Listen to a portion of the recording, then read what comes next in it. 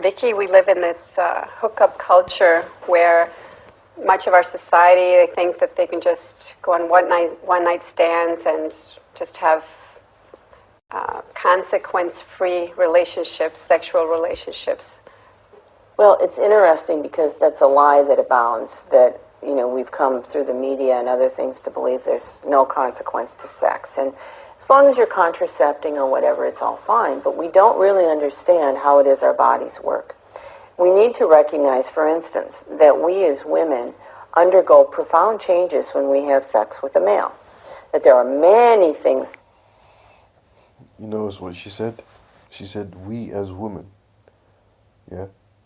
She had to emphasize on that, because when it comes to sex, women hold more of the burden, man. You know, women go through a lot of changes, especially because they have to bear children, you know, depending on the circumstance. But as I did the video before, the part 1, prior to this, on blood covenants and woman's virginity. Yeah, a woman's virginity, when a hymen breaks, the blood comes off. The blood spills as a hymen is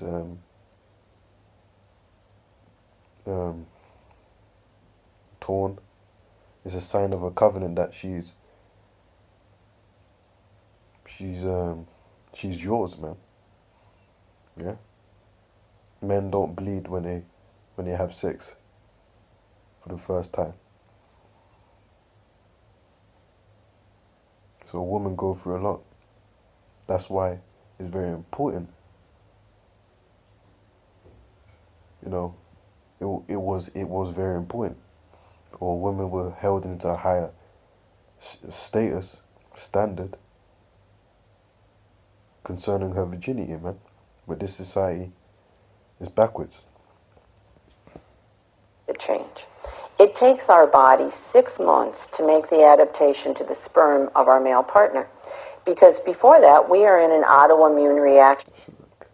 Let me rewind that, what she said. That there are many things that change. It takes our body 6 months to make the adaptation to the sperm of our male partner. You hear that? She said it takes 6 months to adapt. Listen to the words that's been used. For the female, it takes 6 months to adapt to the male's sperm. So women were designed to adapt to you. So that's already proof that the woman is supposed to be under a man's vibration, because the woman's body was created to adapt to a man's sperm. Chemical reactions are happening. Yeah? A woman doesn't spill her eggs or ovaries on you and you adapt to her. No, it's the other way around. You spill or plant your sperm, your seed in her, and her body has to adapt to you. Her body has to recognize that you are her lover. You are her husband. Her body is yours. That's another reason. So that's another reason. So one, the main one that I was going through, the blood covenant concerning a woman's virginity, that she bleeds when she's penetrated for the first time, for a sign that she's owned by you. You've popped her. You've unveiled her. And number two, you got a female scientist that studies the female body, and she's saying during a 6 month period, half a year, her body is learning or adapting to a male sperm. So think about if a woman has slept with so many males, she has to adapt constantly to different male sperms. Wouldn't that fuck up the body? course. Because before that, we are in an autoimmune reaction. Our immune cells are testing. What is this? Is this an infection? What is it? Our body comes to conclude that this is our sexual partner and now has made an adaptation. The reality is that this allows... In other words, your body was smart enough to know, okay, you've let a man penetrate you. Yeah? He's penetrated you. We have adapted to him. This is our man. This is what your body is saying for the female body. Yeah? Us women to be without consequence in terms of when we conceive children with this male, our body recognizes that this is with our partner. We carry cells from every child we ever conceive, so we carry the DNA of our partners the rest of our lives. You see that? I spoke about DNA, didn't I, in the previous video? I spoke about sperm, contains blood, contains DNA, genes. You're injecting it into a woman, and she gets extracts of that, yeah, to help produce a child in her womb. So your blood, your semen, is spreading inside her body. It's like how do I put it? Like in terms of the computer world, you're uploading something. You know, you got a USB, it's got files in it, and you're you know, you inject it into the computer, and the computer receives it. It might be able to handle it, might be able to take it. You know, the computer adapts to those memory that's in that USB or that card or whatever. You know? And guess what? If you upload too much memory using different USBs, uploading different programs and installments, what's going to happen to the computer? It's going to slow down. It's going to start malfunctioning. Well, you can use that as an example of different sperms. Yeah, different programs or different sperms. So it's going to fuck up the female body, man. The female's mind. Because she was designed to just have one sperm. She was designed just to have one program in her body. That's why she bled when the first man, only man, penetrated her. That's how it's supposed to be. Interesting question. If I've had multiple partners and perhaps conceptions with multiple partners, what might that mean to my body in terms of the immune system? Because I will now literally be carrying the genetic material of my partners contained in my children. We don't know what the long-term consequences of that are. The sperm has many antigens on it. And again, we think this is kind of neutral. We women have bodies that are acidic in chemistry, and males are alkaline. But what's interesting is that the last thing that happens with sperm production is there's a coating of vitamin C that's put on the sperm that allows it to survive in our woman bodies. So we make this adaptation to our partner. Sperm has these antigens, and interestingly, in men, if there should be a vasectomy or damage, what we've discovered is that in the male body, sperm and blood don't ever meet each other if it's healthy. When there's damage, for the first time, the sperm and the blood meet, and it sets off an autoimmune reaction in the male. It's designed to do that, but this can lead to health issues for the male. Vasectomies are promoted as, safe, not a problem. But in reality, there are a few very brave doctors who have written about the fact that the male who has had a vasectomy may now develop autoimmune disorders, arthritis, some other sorts of diseases. There's also the question, of course, of where does the sperm go, which can create some very uncomfortable things for the male. But there's more, again, also... Yeah, one thing on that, yeah, man. Listen, man. You ain't supposed to get your rod, I know it's hell out here. You know, you're probably trying to stop yourself from having a child or whatever. But at the end of the day, it's the spirit, man. If you're meant to have a child, you're meant to have a child. Yeah, do what you can not to get a child. But as far as you should go is maybe a condom. But doing that vasectomy, getting injections and, nah, man. Just let your penis be how it's supposed to be, man. If anything, just wear a condom. Don't be following the world. Yeah? She's telling you right here the effects of it. So don't.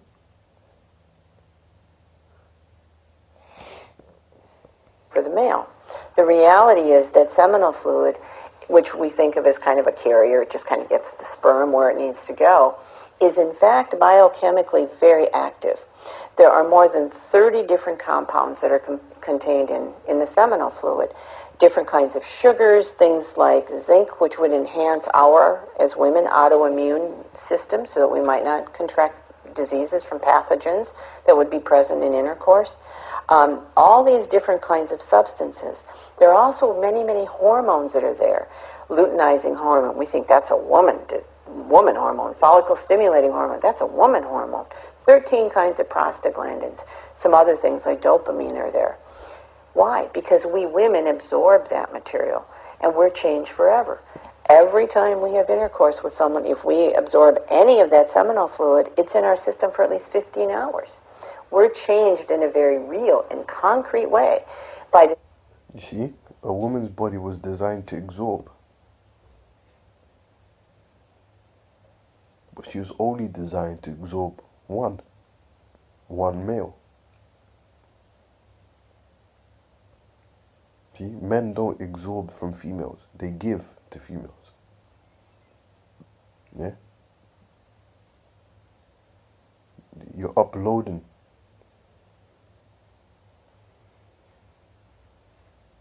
Yeah?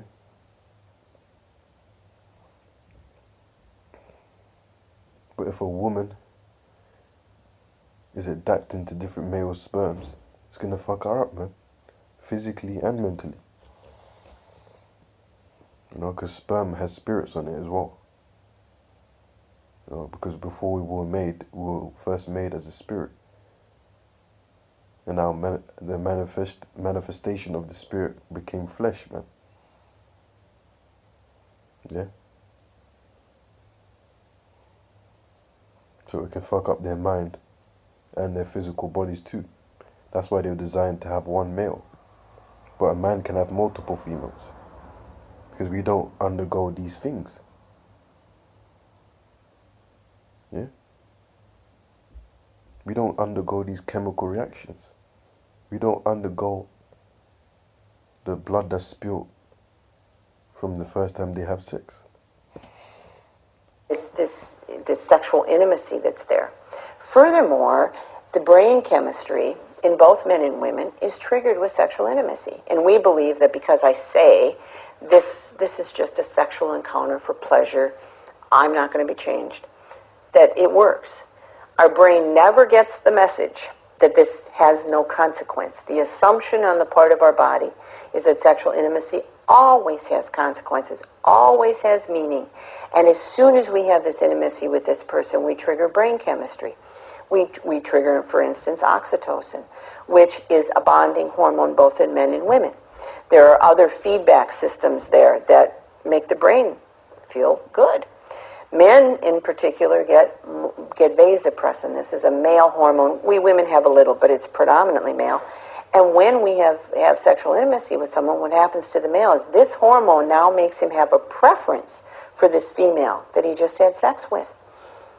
Hooking up, the sense that it doesn't matter, is physiologically an impossibility. We know that in men, it takes 72 days to produce sperm. And that at each point there's a change in the sperm. It's changed in some way. But what we don't realize is that the sperm has to be changed in the woman's body to have the capacity to enter the egg.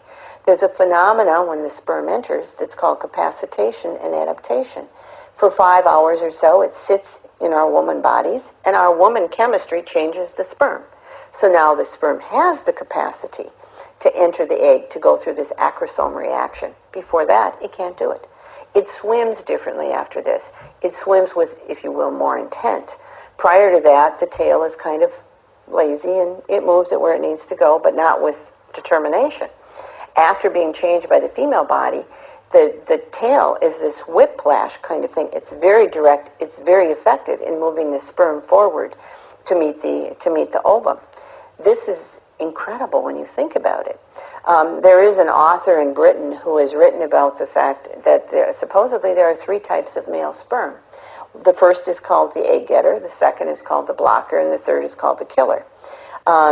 I think maybe he was a rugby fan or something, because they're not really highly technical terms, but if you look at pictures of sperm, you can see 2 of these for certain. You can see that the egg getters are what we expect. They're very sleek, a pointed head and a tail, but the blockers are misshapen. They're kind of boxy, or they don't look like this very sleek sperm. The intent of the blockers is that they will fill in the crypts in the cervix. There are little compartments there, so that the egg getters can move through without getting stuck. Of the millions of sperm that come into our bodies, there's maybe only 20 or 40 that really get to the point of the egg. So there's this protective factor there. We want to get the egg getters where they need to go.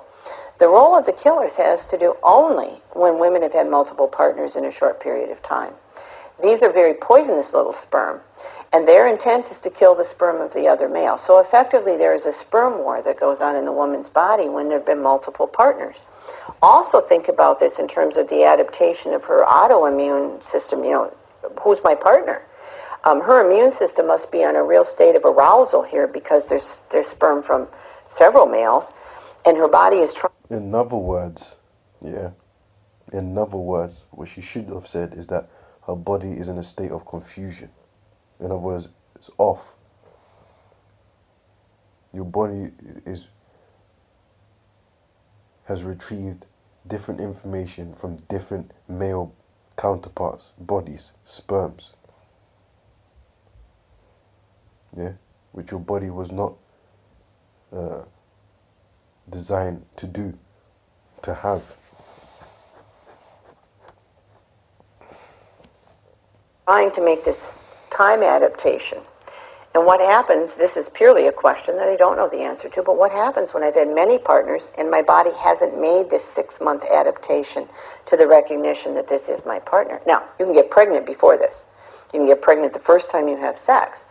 In fact, there's always a question sometimes from young people. They've been told you can't get pregnant the first time you have sex.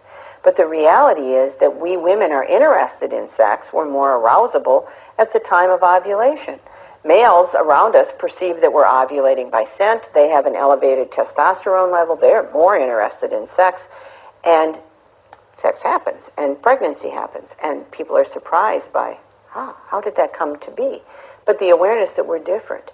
To know also that we women are very conditionable at the time of ovulation. This is some media effects research, and they had shown an erotic movie to women who were ovulating, and all of the women had an erotic response to this movie. They showed the same movie to women at other phases. We have different stages of our cycle. We have the follicular stage, when the little follicles on our ovaries are developing. We have the ovulation stage, when one of the follicles breaks loose and the ovum is released in our body. And then the last stage is the luteal phase, when the little place on the ovary where the ovum was released becomes a major chemical factory, keeping the ovum alive to see if there is a pregnancy, and if there is, then keeping the baby alive until the baby builds its placenta. But this awareness here that during ovulation we're arousable. They showed the same movie to a group of women at these other phases, and there was a consistent response, but it was basically a very stupid, dirty movie. No erotic response. But the woman who saw this film once during ovulatory phase had an erotic response shown in the movie. Now, again, at any point in her cycle. The anthropologists talk about the fact that this is perhaps why, if we have sex with Mr. Wrong when we're ovulating, we now are hooked to Mr. Wrong. We all know that Mr. Wrong leads to Mr. Wrong number 2. So this awareness of how this give and take, this dance, if you will, between men and women is so important, and it's so critical that we as women and men understand there's a lot more going on in our bodies than we've ever been told, so that we can, A, make really good choices about this. Do I want my body to be changed by this male? If I'm going to have sex with him, I am going to be changed by him. And we don't even know what some of the long-term consequences of this are, but we know that she's absorbing the material. And, how do I want to live my life? How do I... See, she's absorbing the material. Want to be changed by my partner? What consequences might there be if I make these choices where I have repetitive sexual partners? We don't know what some of these long-term consequences are. We do know, for instance, that the woman who has multiple partners in a short period of time may develop an infection that's called bacterial vaginosis, which is a very serious infection. And what happens is that the chemistry of her genital area has been changed, and now the bacteria that can grow there are what are called anaerobic bacteria. Those are always serious infections. Again, what we think is simple, what we think is without consequence, in fact has serious long-term consequences. And, the more I learn about this, the more I'm in awe that nature, God, has built us in this way to be complementary to each other, that we truly are changed by our partner and really become one in terms of this. Yes, it's spirit. She said you truly become one. That's the spirit. That's what I mentioned before, and that's in the scriptures, man. Adam said it first, man. For the spirit of Yahweh Shemishai. Flesh of my flesh, bone of my bones. Therefore should a man leave his household, mother and father, and become one flesh with his wife, man. And how do you become one flesh? Through the act of sex. Like she said, the woman starts to adapt to the sperm.